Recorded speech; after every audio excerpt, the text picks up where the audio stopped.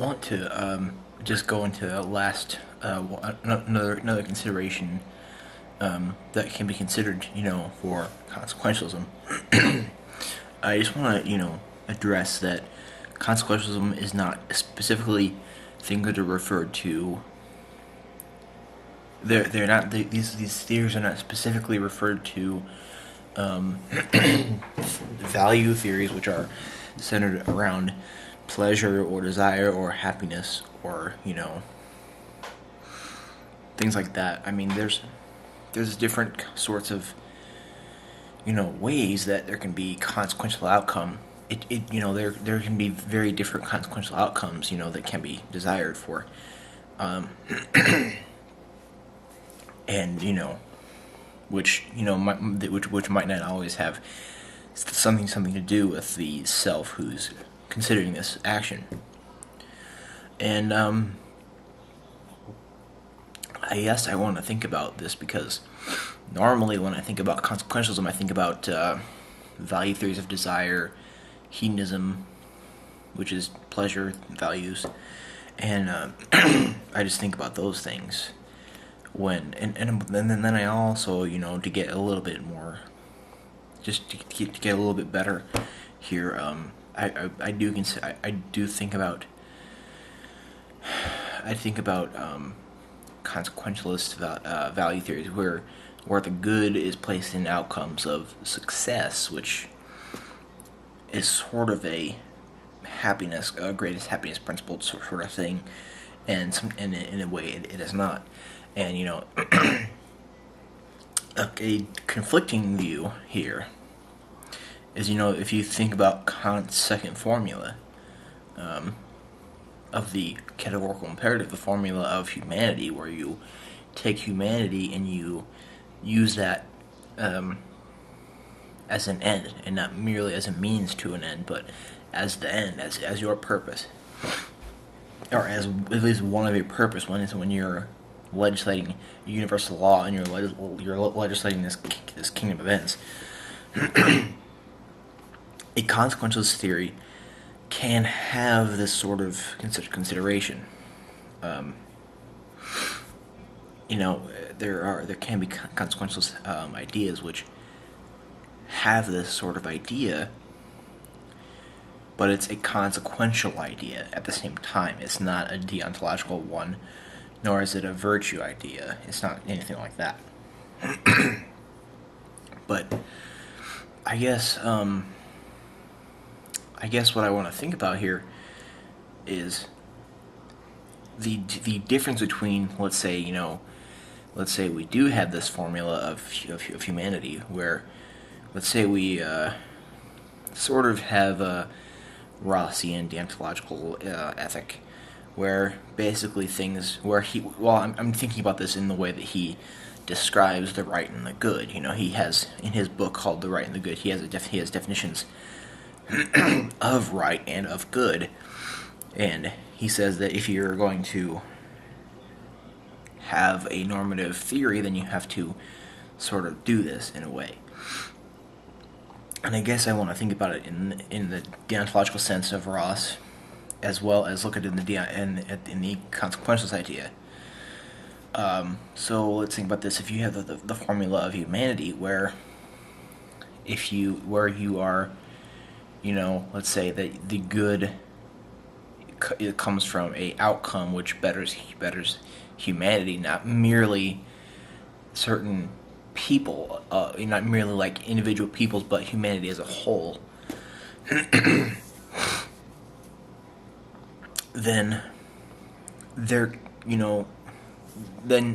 that's the consequentialist idea, where the outcome which is good would be an outcome where the entirety of humanity would be bettered, and not just even a large group of people, but the entirety, the whole of humanity would be bettered. And I guess what I'm thinking about here is I'm thinking about the difference between having a deontological ethic with this good outcome, because this is definitely theory that deontological ethics does have is a formula, some sort of Kant's formula of humanity, and then think about putting that in the consequentialist thing.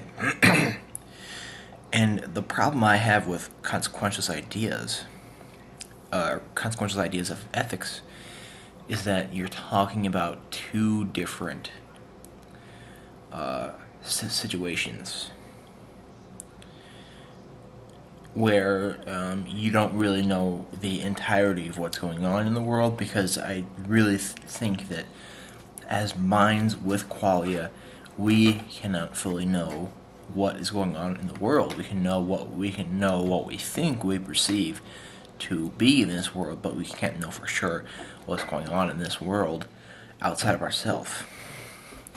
So basically, when you're making this whole consequential decision, is you're thinking about one state of affairs where you do this action,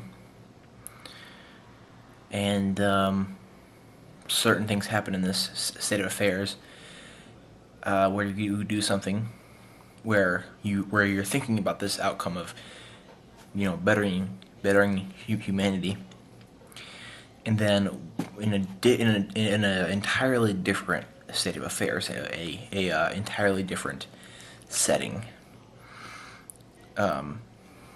things get better.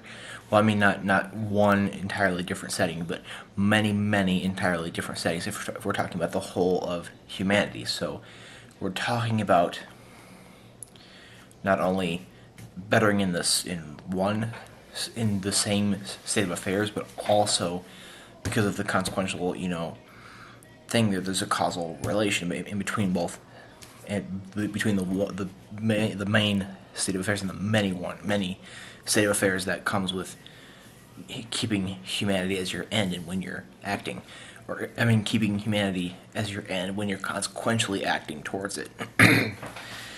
You're talking about two kinds of state of affairs. The first one is where you have this idea of humanity as your end, where you're thinking about outcome of the betterment of humanity, and you do that action, and which creates a causal effect in different states of affairs.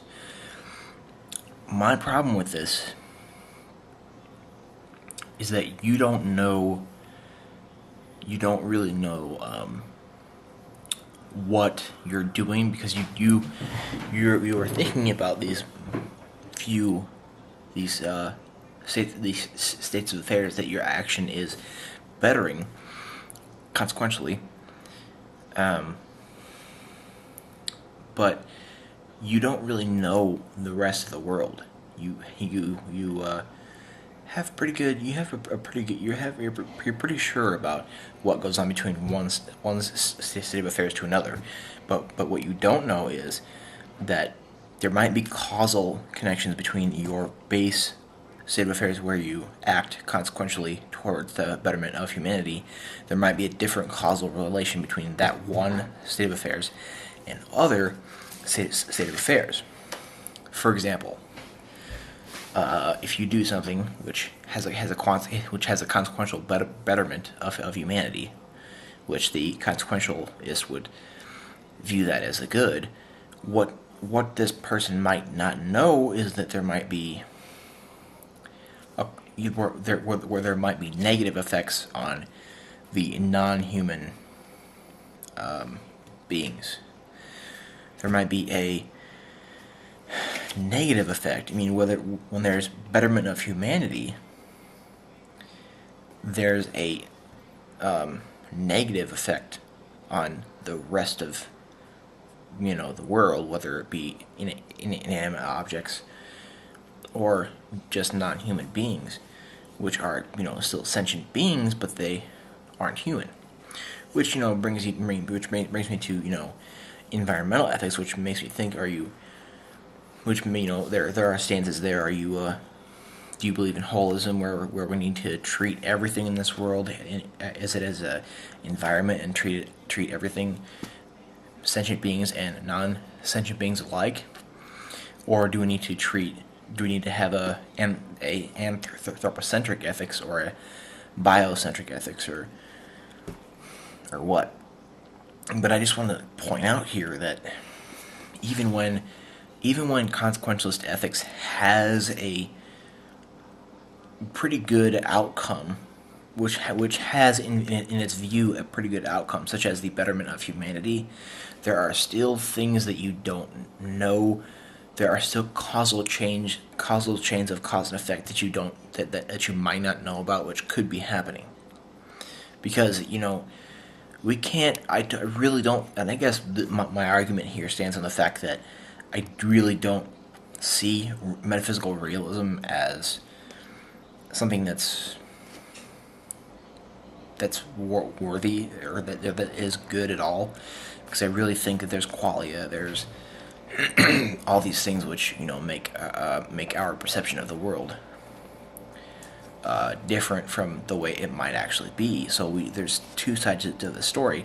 There's the way that we see it, and we use this to act in the way that we think is ethically. And then we also, we don't know if what we're seeing is totally real or half real or what. And I guess why I think deontology is better is because when you are acting based upon duty or ought, you are only staying within one state of affairs. If you look at deontology from the Rossian perspective, which means that when you do something right and good, this means radiation of whatever good is, or whatever good happens to be at that point, from your action outward in that one state of affairs, and there's no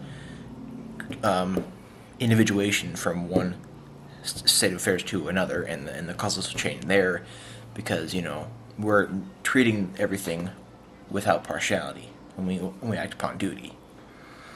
So I don't know. That's just I wanted to discuss consequentialism, and I wanted to discuss my thoughts against it, other than its problems of just having ideas of desire. Anyway, thank you.